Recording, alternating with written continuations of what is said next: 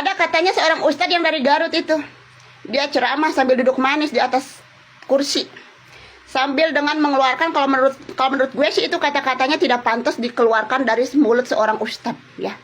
Segimana kesel, segimana benci, segimana nggak suka juga, setidaknya kalau sebagai ustadz itu harus memberikan contoh perilaku bahasa yang baik dan benar.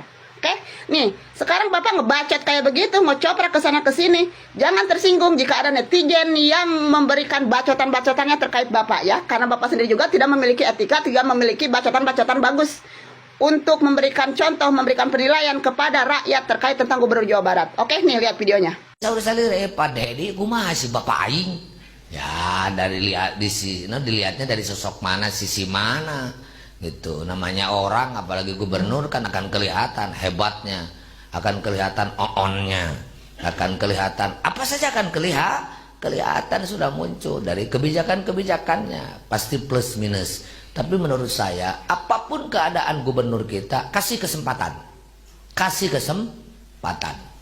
Apa saja yang dilakukan, kasih kesempatan, silakan. Dia untuk mengekspresikan, untuk menjelajahi. Seperti jelema kakara kawin, ulah waka ngatur pamajikan, cet. Perhatikan heula. Ieu teh golongan tukang nyatu, golongan tukang dangdan, golongan tukang jebleh, golongan tukang gigi limringan. Baca heula. Oh. Nah, dari kata-kata yang terkait menilai sosok seorang istri, sosok seorang perempuan, apakah pantas dengan kata-kata tukang nyatu, tukang jebleh, tukang dandan? Apakah pantas seperti itu? Namanya seseorang laki-laki telah menikahi seorang perempuan, jangankan sebelum nikah, otomatis itu laki-laki sudah bisa melihat terkait si perempuannya yang akan nanti dijadikan istri, sosoknya seperti apa. Dan kalau bisa mah tuh berikan itu kata-katanya tuh yang halus, bisa kagak sih? Pak Ustadz, lu ngapa lu? Yang halus bisa nggak? Apakah sosok perempuan ini sosok yang suka makan, gitu kan? Suka ngegosip, suka dandan, kan enak kedengerannya ya. Ini nyatu, lu ngomongnya itu udah kayak sama binatang lu, gemes gua seperti itu. Giran diri sendiri pengen dianggap benar lu, giran bahasa lu kagak bisa dikontrol, kebiasaan. Ada lagi nih videonya. Si ieu mah, seeuceu ieu mah sakodak sakedik ameng, sakodak sakedik tuang. Oh, bakal jadi kudanil ieu mah ieu. Dia juga di sini menyamaratakan kalau wanita yang suka makan dia katakan kudanil. Berarti di sini dia seorang ustadz tapi tidak bisa menjaga marwahnya seorang perempuan, seorang wanita. Wanita yang suka makan dia katakan kudanil. Lo kagak mampu emang ngasih makan wanita kalau lo punya bini tukang makan. Lo kagak mampu. Oh iya lupa, lo kan dapat duit buat ngasih empan keluarga lo itu hasil dari ya dana-dana fiktif. Bisa jadi kan? Makanya lo sesewot ini. Sekarang kan seperti Pak Gubernur beredar kemana-mana. Sudah di framing.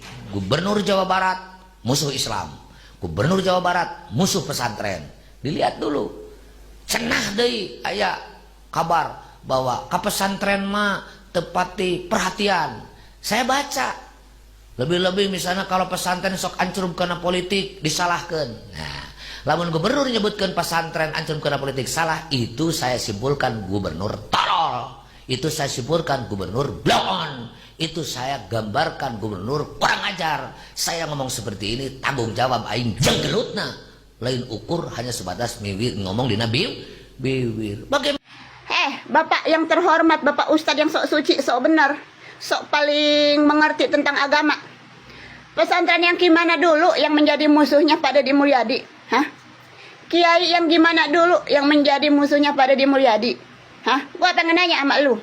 Banyak noh kiai-kiai, pesantren-pesantren lain yang mendukung terkait kebijakan-kebijakan dan tata cara kerjanya Pak Deddy Mulyadi.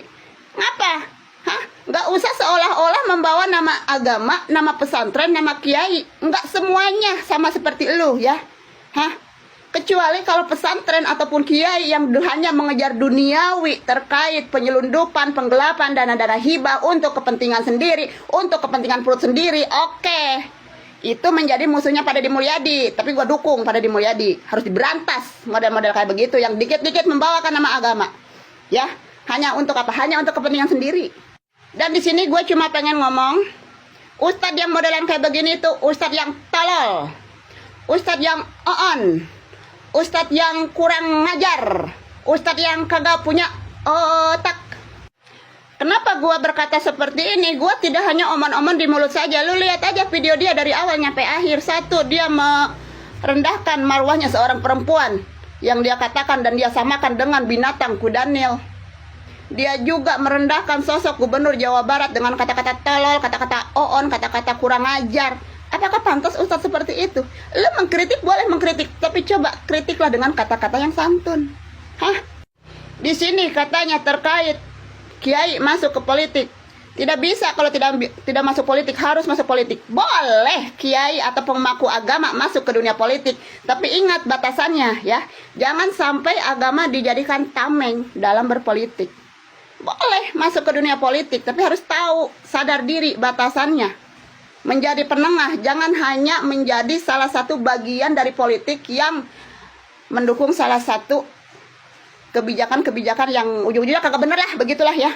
Boleh, silahkan, cuman dalam batasan sebagai penengah ya. Jangan diperjualkan itu terkait agama di dalam politik.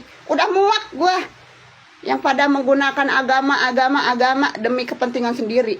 Masih banyak kiai ataupun pesantren yang setuju dengan kebijakan Gubernur Pak Deddy Mulyadi. Mohon maaf nih Pak ya, Bapak jangan tersinggung dengan kata-kata saya ini, karena Bapak juga memberikan contoh kepada warga, kepada rakyat dengan kata-kata kasar Bapak. Oke? Bapak harus bisa nerima, ya? Udah, bye.